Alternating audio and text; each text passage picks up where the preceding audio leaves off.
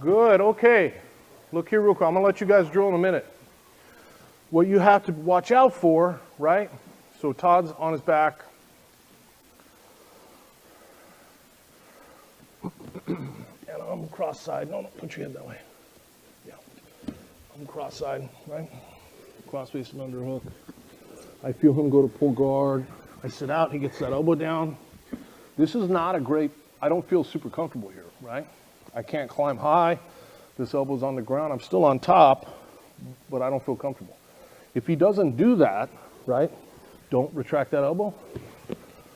This is where you're gonna wind up. This, I feel great here, and this is horrible for him, right?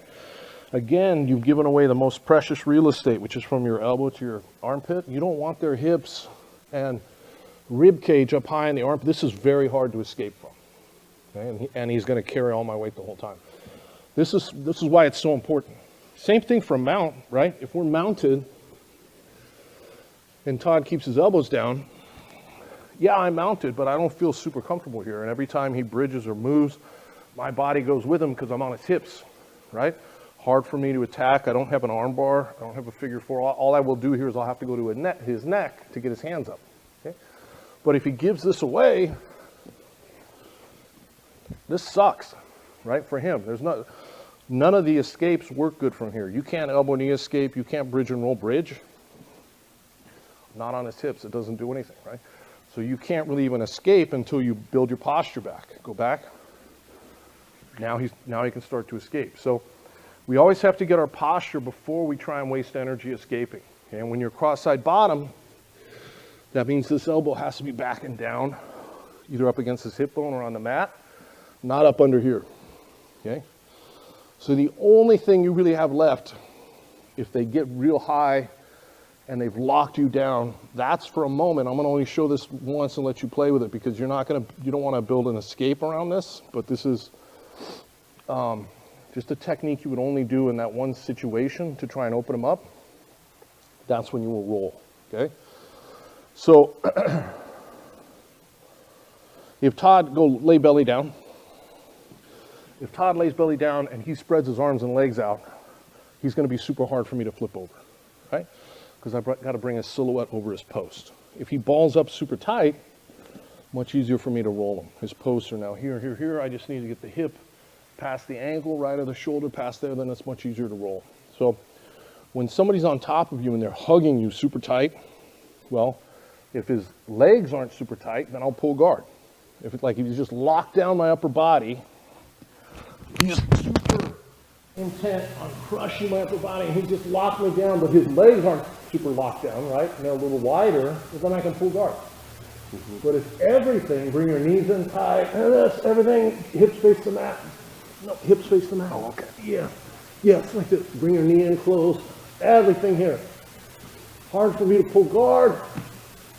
Right? No way I'm going to try and get the quarter from here because it get real tight. Yeah, because he's just hanging on, right? But he's easy to roll because all those posts are inside his silhouette, right? So I'm going to bring my elbow to the ground just to trap his knee for a second. My hand is going to go here.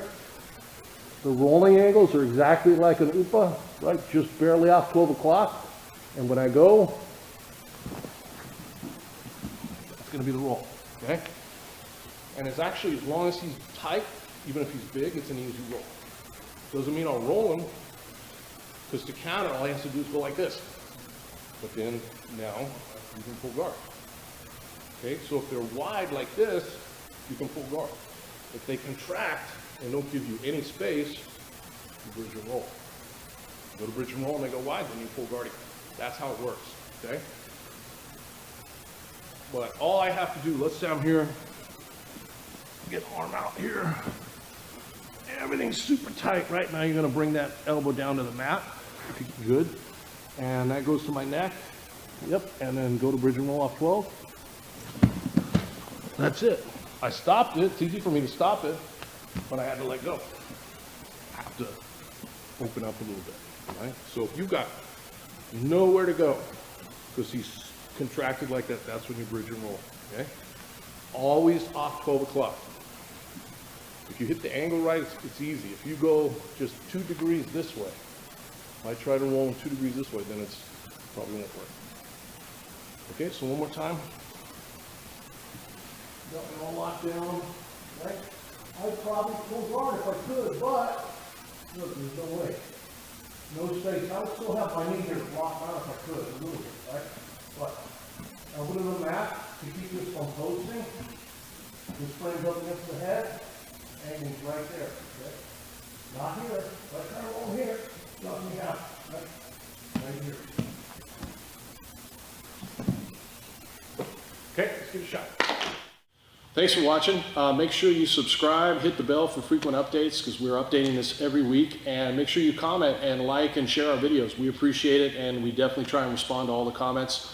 And if you like what we're doing and you like the material, check out SBG University, SBGU, and you're going to see a ton more in much greater depth than what you see here on YouTube. Thank you very much.